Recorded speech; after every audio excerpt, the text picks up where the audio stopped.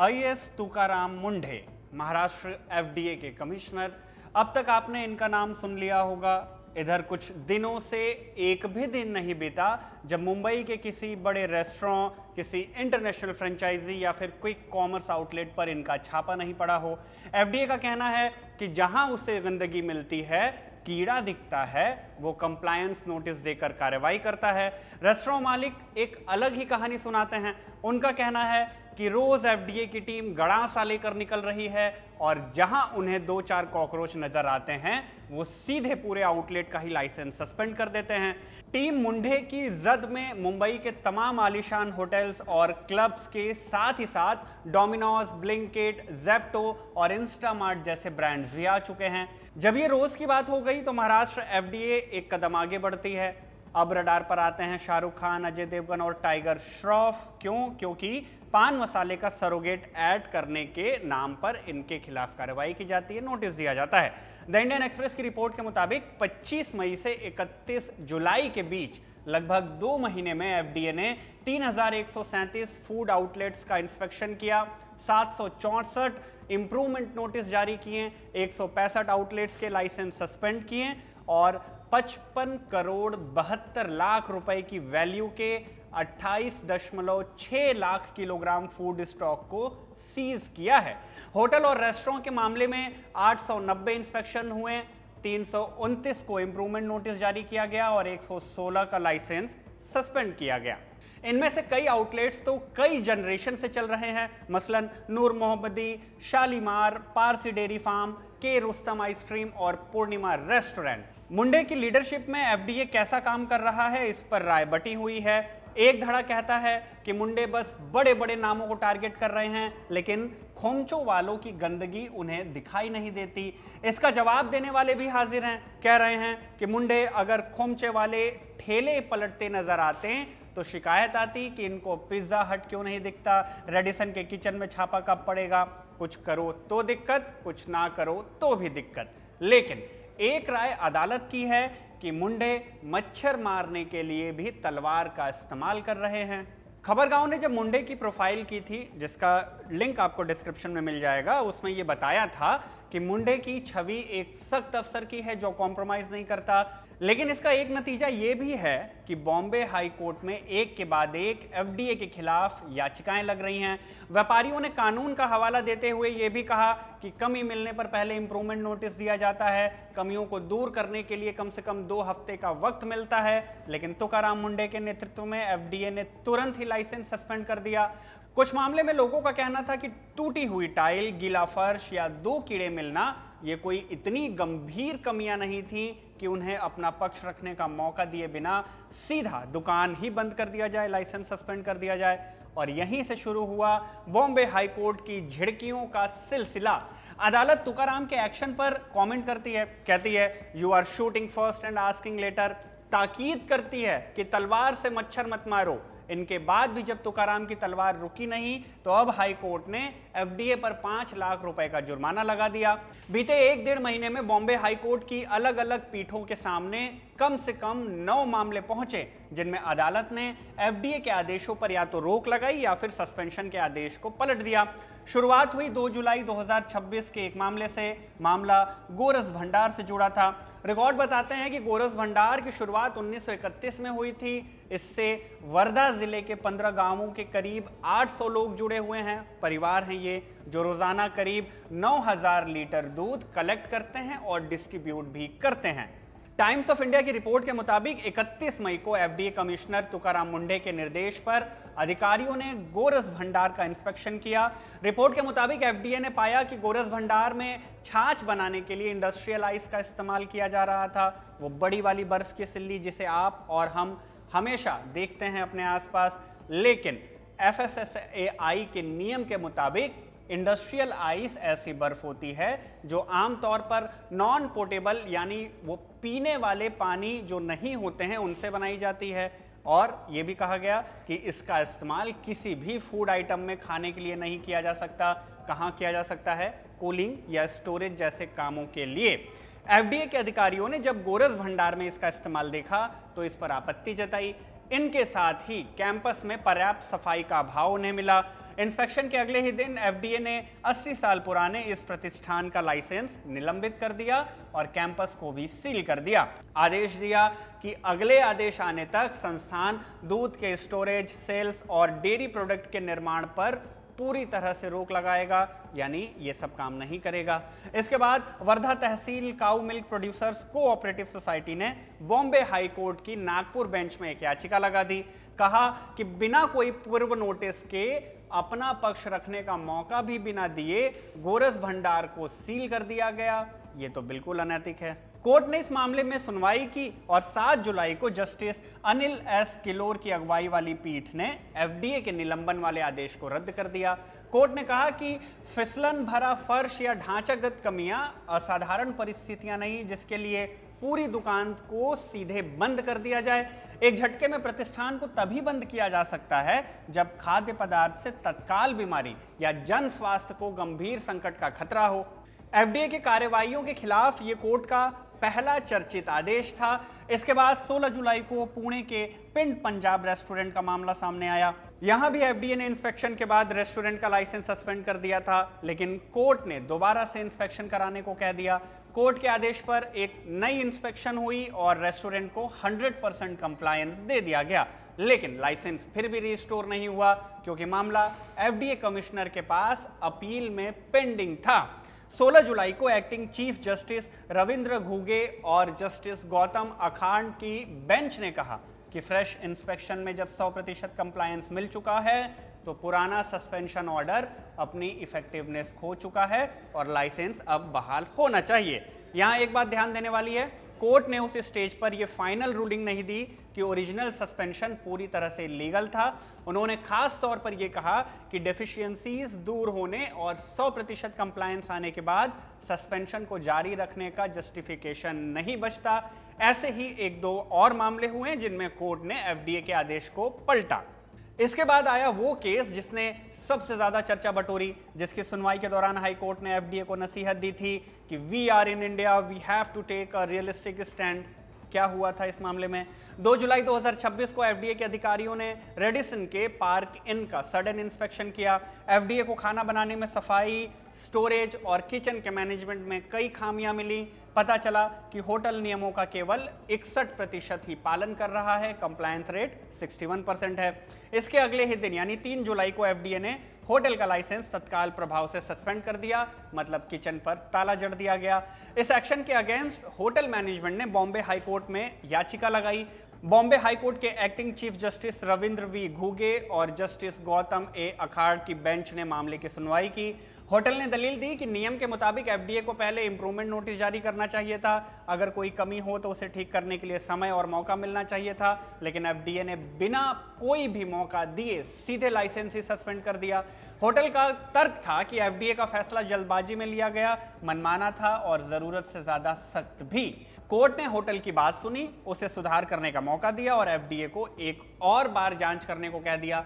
FDA ने जब दूसरी बार जांच की तो उसमें भी कुछ कमियां पाई। इस बार होटल का कंप्लायंस परसेंटेज 79 रहा। इसके बाद होटल ने फिर से अदालत से एक और मौका देने को कह दिया। अदालत ने दे भी दिया और तीसरी बार एफडीए को जांच करने का आदेश मिला।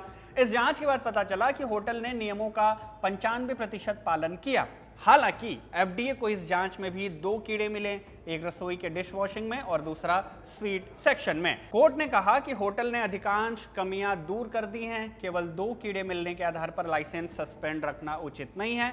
इनके साथ ही कोर्ट ने होटल के लाइसेंस के सस्पेंशन के आदेश को भी रद्द कर दिया और साथ ही साथ एफडीए से सवाल किया कि क्या महाराष्ट्र में केवल निजी होटल और रेस्टोरेंट की जांच हो रही है या सरकारी, अर्ध सरकारी और सरकारी विभागों द्वारा संचालित कैंटीनों की भी जांच की जा रही है। यह सवाल 29 जुलाई की सुनवाई के दौरान पूछा गया। इसी दौरान हाई कोर्ट ने एफडीए को आदेश दिया कि वो एफडीए मंत्रालय और विधान भवन की कैंटीनों की भी जांच करे और रिपोर्ट अदालत में पेश करे। सरकारी वकील ने कोर्ट को आश्वस्त भी किया था कि 2 दिनों के अंदर ही हम पूरे राज्य के सरकारी और अर्ध सरकारी संस्थानों की कैंटीनों की जांच करेंगे और उसका ब्यौरा आपको दे देंगे। 31 जुलाई को जब कोर्ट की सुनवाई हुई तो एफडीए ने अदालत को बताया कि मंत्रालय की कैंटीन और विधान भवन की कैंटीन 98% नियमों का पालन कर रही है, लेकिन अदालत को इस रिपोर्ट पर भरोसा नहीं हुआ। नतीजतन कोर्ट ने एक एक्स्ट्रा ऑर्डिनरी स्टेप लिया और 4 वकीलों की एक टीम को एफडीए अधिकारियों के साथ मंत्रालय की कैंटीन का इंस्पेक्शन करने भेज दिया। लंच के बाद जब दोबारा से कोर्ट में सुनवाई हुई तो वकीलों की रिपोर्ट एफडीए की रिपोर्ट से बिल्कुल अलग निकली। बार एंड बेंच की रिपोर्ट के मुताबिक वकीलों ने अदालत को बताया कि जब वो कैंटीन पहुंचे तो वहां युद्ध स्तर पर सफाई का काम चल रहा था। रिपोर्ट के मुताबिक कैंटीन की साफ सफाई बेहद खराब थी। खाने को रखने वाले फ्रिज और रेफ्रिजरेशन की व्यवस्था भी बेहद खस्ता हाल में थी। वकीलों ने मौके की वीडियोग्राफी की और रिपोर्ट कोर्ट पे सौंप दी। इस रिपोर्ट के मुताबिक मंत्रालय की कैंटीन की वास्तविक स्थिति एफडीए की रिपोर्ट से बिल्कुल भी मेल नहीं खा रही थी। माने एफडीए का जो दावा था वो पूरा धता हो गया। कोर्ट ने इस रिपोर्ट के आधार पर टिप्पणी की। एफडीए ने 98% कंप्लायंस वाली रिपोर्ट देकर अदालत को गलत तस्वीर दिखाने की कोशिश की। एफडीए की कार्रवाई पर सवाल उठाते हुए कहा कि पूर्णिमा रेस्टोरेंट के मामले में तो एफडीए ने एक केले पर काला धब्बा मिलने को भी नियमों का उल्लंघन मान लिया था।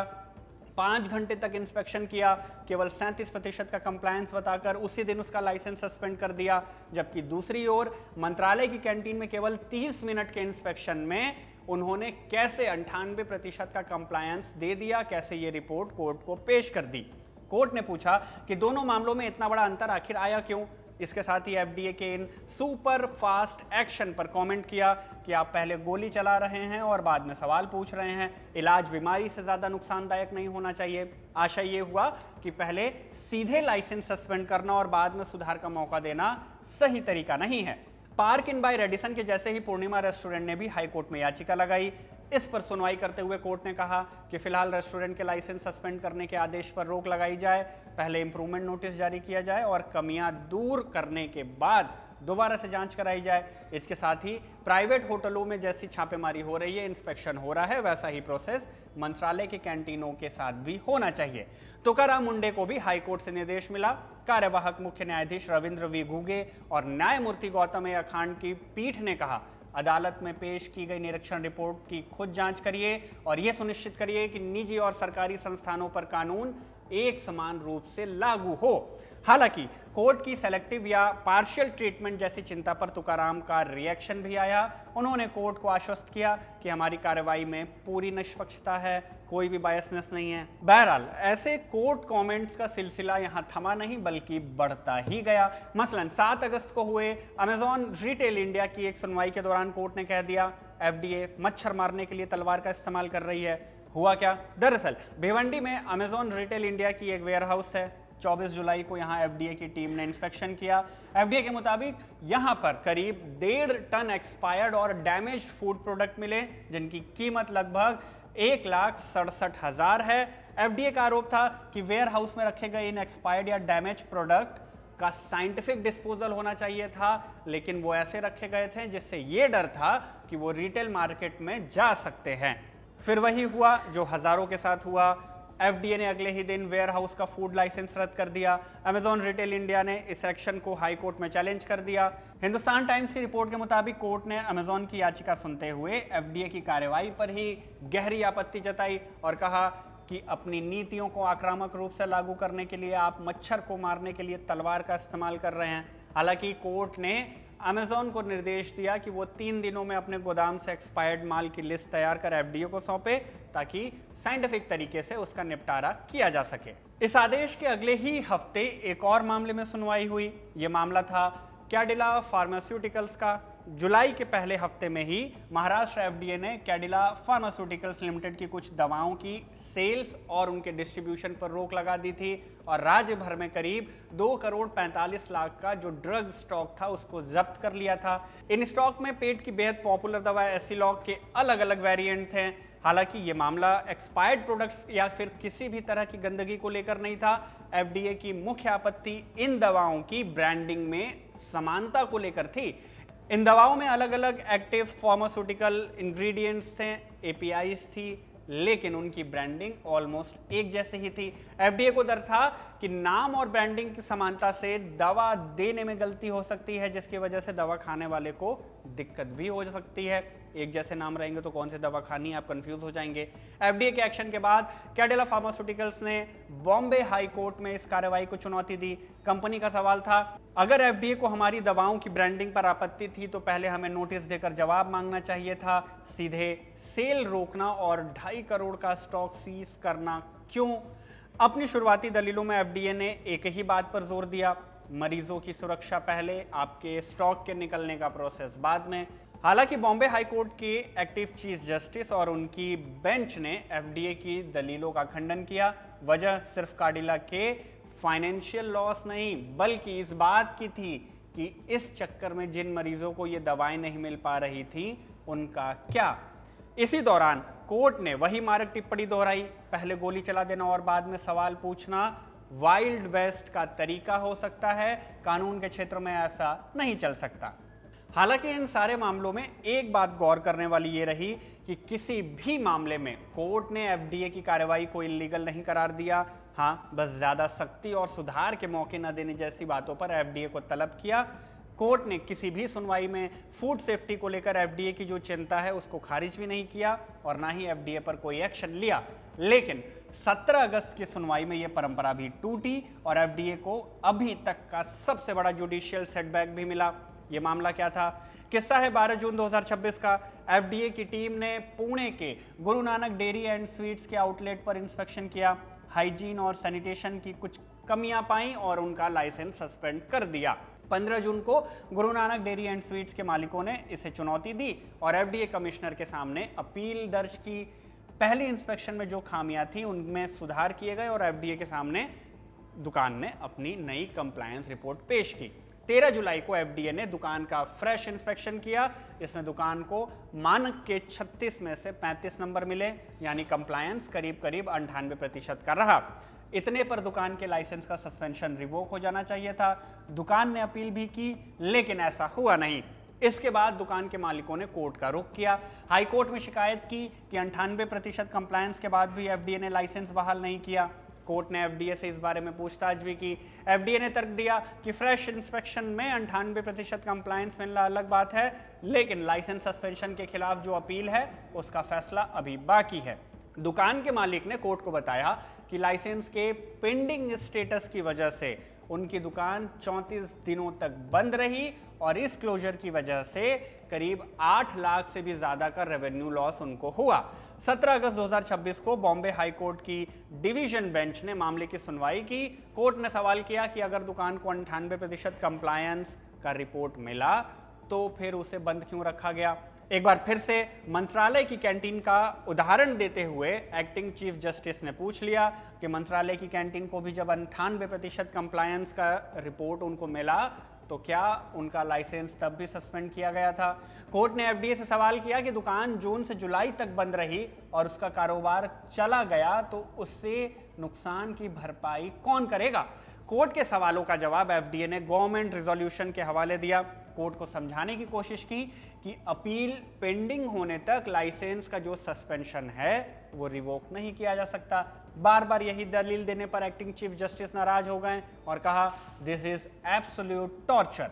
कोर्ट ने आगे कहा कि फूड सेफ्टी सुनिश्चित करना एफडीए की जिम्मेदारी है, लेकिन इस मामले में एफडीए जरूरत से ज्यादा आगे चला गया। इसी के साथ कोर्ट ने 3 फैसले दिए। पहले तो एफडीए के लाइसेंस सस्पेंशन के आदेश को रद्द किया, Guru Nanak dairy and sweets को अपना कारोबार शुरू करने की परमिशन दी और सबसे अहम आदेश महाराष्ट्र एफडीए को 5 लाख रुपए का कॉम्पनसेशन देने का आदेश दिया। खैर, तुकाराम मुंडे की छापेमारी और छोटे से लेकर बड़े आउटलेट्स की तालाबंदी लगातार ही जारी है। इसका अंत कहां होगा, कैसे होगा, इसका अंदाजा लगा पाना मुश्किल है, क्योंकि तुकाराम मुंडे का इतिहास ये कहता है कि ये किसी एक विभाग में ज़्यादा वक्त नहीं रहते हैं, इनके तबादले होते रहते हैं। अभी ये जिस पद पर हैं ये उनके 21 साल के करियर का 25वां तबादला है। हालांकि अब तो सदन में भी ये बात उठाई जा रही है कि इस पद पर तुकाराम को कम से कम 3 साल का वक्त दिया जाए। वैसे तुकाराम मुंडे हैं कौन, कैसे ये मुंबई के होटल और रेस्टोरेंट के नाइटमेयर बने, जीरो टॉलरेंस और नो नॉनसेंस जैसे विश्लेषण जिनके नाम के साथ लगे हैं, जिन्हें महाराष्ट्र से लेकर केंद्र सरकार तक ने दर्जनों अवार्ड्स दिए हैं, उन्हें कोई भी मंत्री अपनी मिनिस्ट्री में क्यों नहीं रखना चाहता। क्या है तुकाराम मुंडे की पूरी कहानी, इस बारे में हमने एक डिटेल वीडियो की है। डिस्क्रिप्शन बॉक्स में आपको इस वीडियो का लिंक मिल जाएगा। इस वीडियो में फिलहाल बस इतना ही। तुकाराम मुंडे की कार्रवाई और उन पर आए कोर्ट के कमेंट्स पर आपकी क्या राय है, कमेंट बॉक्स में हमें जरूर बताइएगा। मेरा नाम शुभम है, कैमरे के पीछे मेरे साथी सर्वेश हैं। आप देखते रहिए खबर गांव।